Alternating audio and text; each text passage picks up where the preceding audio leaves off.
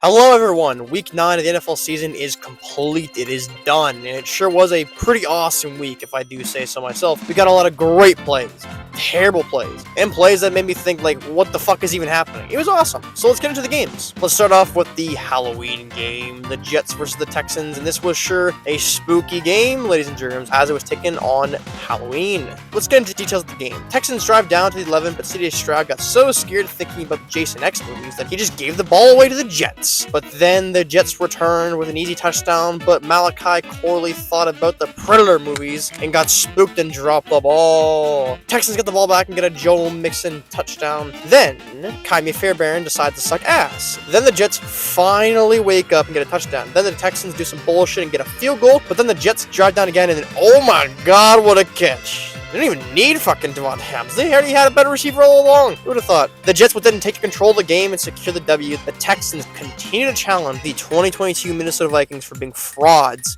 with a great record, but playing right now they're competing good. Dallas versus the Falcons, and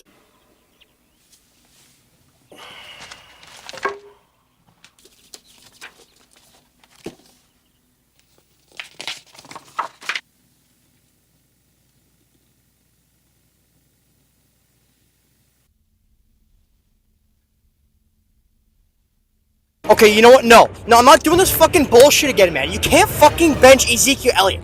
I don't give a damn about his rushing stats. I don't give a damn how much he's averaging a game. He's your best option in the offense. It is fucking criminal. This team of the Dallas Cowboys do this shit to them. He's a fucking legend, and you fucking respect him. I don't give a damn. Fuck the Cowboys. Fuck Jerry Jones. Fuck him and his racist ass. Fuck him. They're gonna lose to Atlanta right now. Let's get into the game. Atlanta. Oh, guess what? The Atlanta Falcons beat them with ease. They drove the field with ease, even without Drake London playing. With ease! With ease! They beat this team because the Dallas Cowboys suck. Who would have thought? When Trevon Diggs doesn't have a pass rush, he's very, very not good. Who would have thought? The team runs for the pass rush. They have no pass rush because everyone's hurt! Dak Prescott got injured in the third quarter with a hamstring, a pulled hammy. By the time he would be back, it'd be the fourth quarter with 10 minutes left, down 14. I'm sorry, if he came back, they would have lost still. There's no reason to believe they would have won this game with Dak back. I'm sorry, the defense is just terrible, and the offense was stalling in the red zone. It's all dog shit. Dak, please, I'm begging you to get out of Dallas. For the love of Pete's sake, you are too good for this organization, and you're gonna be there for 4 more years apparently?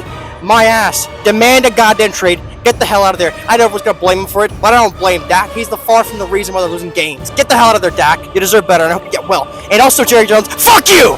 3 hours later. Hello there, a little Cowboys update. Dak Prescott is going on IR. And get this, the Cowboys just made a trade for a player at the trade deadline. They're 3-5. Their quarterback's out. Their whole team's injured. They made a trade for a player. They made a trade for Jonathan Mingo.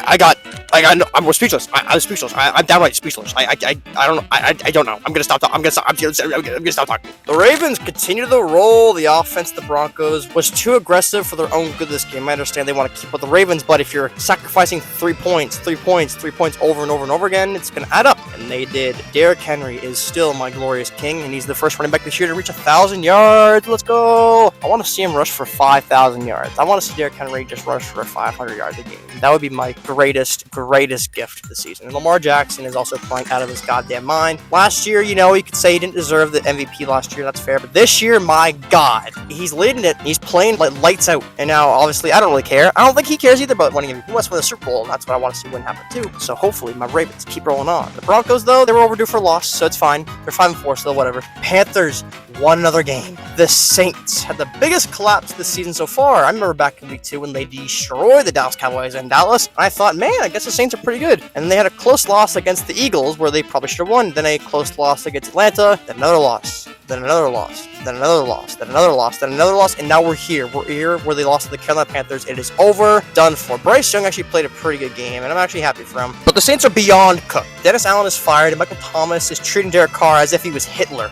It's rough. It's pretty rough in New Orleans right now.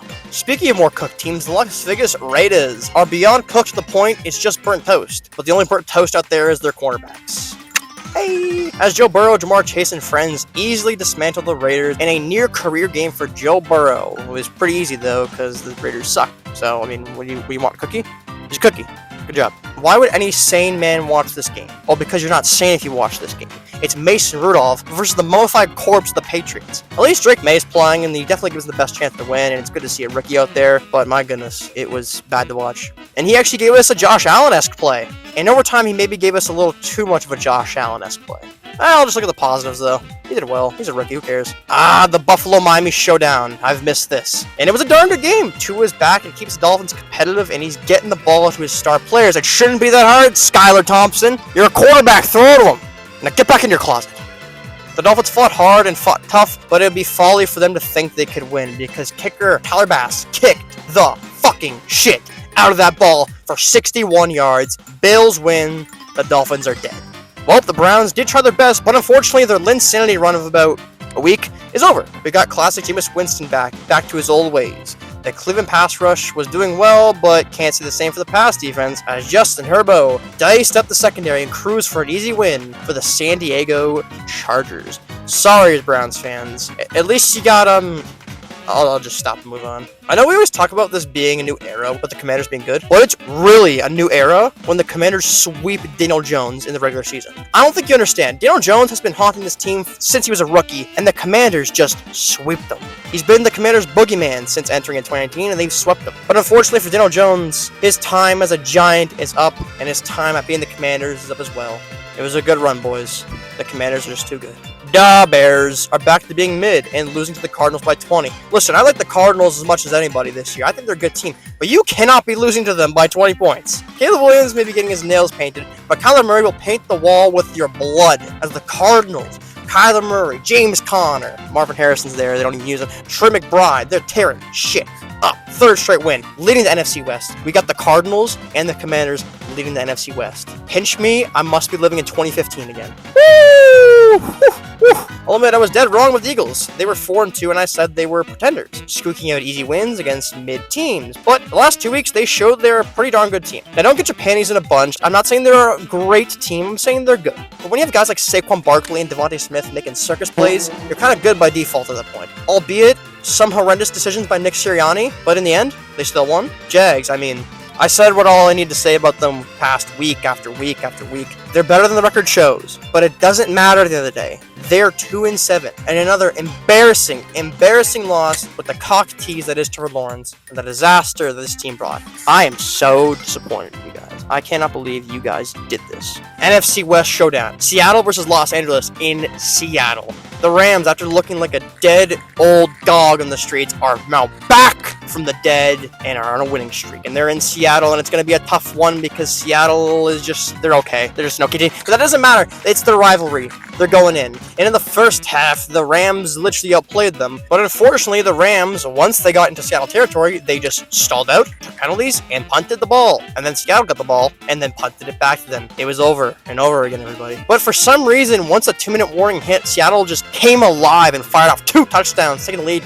by 10 at halftime. But then the Rams decided we can't lose to Geno Smith, guys. So they started popping off. They popped off a touchdown. They came back with a field goal, and the Seahawks were thinking, man, we got to bounce back. They drive down to the freaking 5-yard line, and Geno Smith throws one of the worst passes ever for a pick 6. 20-13. 17 unanswered points in this quarter. And now they punt back and forth. The Rams defense is lethal, and the Seahawks get the ball back with under 2 minutes left, and the Rams defense has been solid. But one thing for sure, the Rams pass rush may be very underrated and good, but their pass defense is really, really bad. And they let Jackson Smith get down the field for a touchdown. It goes to OT, and they get down with the ball. Their comeback looks to be secure, but unfortunately they go for it on 4th and 1 at the Rams 13. They don't get it. And a few plays later, Matt Stafford dials up Demarcus Robinson for a long touchdown, giving the Rams the win. And now the Rams are second in the NFC West in a tight division. Lions, Packers. Okay, listen, I gotta say this first. The Lions are the best team in the NFL. There is no debate. They're out with Aiden Hutchinson. I'm sorry. I know the Chiefs. The Chiefs had a few games they won where they could have easily lost. The Lions, on the other hand, have had one game, I would say, that could have gone either way where they lost. That was the Vikings game, but I also thought they played them. This team is so fucking good. It's unbelievable how good this team is. And there's not a lot of competition in the NFC. So the Packers, man, they're home. They outplayed by a dome team, man. It was bad. It was rough. The Packers. Now, this is what I think the Packers. I'm scared for them because they're reminding me of a lot of the Cowboys in the last few years. Well, they'll have good records, they'll beat up on the mid-teams, they'll beat up on the bad teams, and they'll get like a 10, 11, 12 win record, and then they'll get bounced in the playoffs because that's what they remind me of. And I really hope I'm wrong because I really hope this team starts picking up wins against good teams. And I know they beat Houston, but Houston's like, I mean, think about it, it's Houston. Houston's gonna probably get bounced in the first round of the playoffs. Like, it's not a real playoff team, guys. They're all injured and their team's overrated as hell. Sorry, I'm sorry, Texans fans. I like CJ Stroud, I like to make a rhyme, but it's the truth. I'm sorry. The first thing you need to do is to get Jordan Love into therapy. For God's sakes. I don't know what he's doing. He got so much talent, and he just does some of the,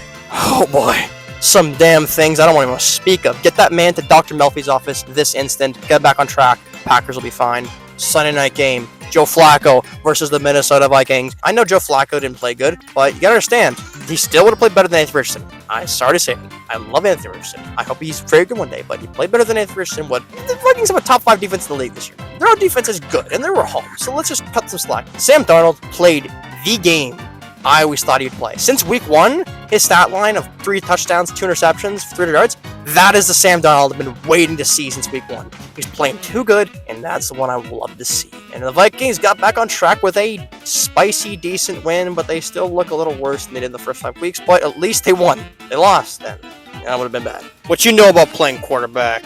Patrick Mahomes is back, and for God's sakes, he proved my ass wrong. As a certified Patrick Mahomes hater, he played really good, and I dare say his best game of the year as he's fired up to an actual wide receiver in DeAndre Hopkins. Seeing Patrick Mahomes and DeAndre Hopkins ball out is great, but looking at it now, it makes me want to cry because he has DeAndre Hopkins, and DeAndre Hopkins is still playing good. Why? The Buccaneers actually played a very good game. Without Mike Evans and Chris Godwin, they did very well. They led the game and pushed it to overtime, but they probably should have went for 2 because it's a death sentence. You think you're going to win a coin toss against Patrick Mahomes? Think again, man. Taylor Swift's in the building. They get the ball. They get a touchdown. Chiefs win. Juwan Taylor does a blatant fucking false start, but why even complain about it at this point? It's just going to happen. And that is the week of football, ladies and gentlemen. It was a very, very fun week. The last few weeks have been picking up and getting wackier and stupider and funny, and it's awesome. It's just downright awesome. And the NFL season this year has been pretty solid. It's been way better than last year, I'll tell you that. Let's see if they can finish strong. We're exactly halfway through the year. Let's see if they can finish strong, everybody. Thank you for watching, and enjoy the rest of your day.